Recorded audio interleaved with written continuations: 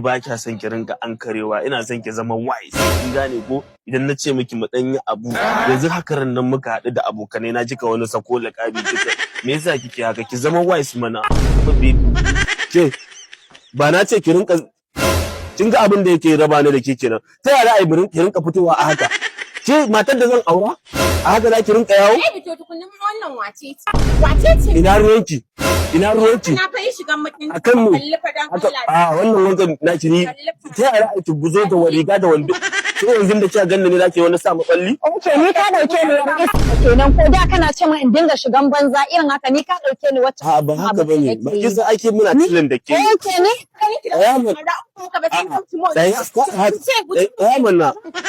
mun.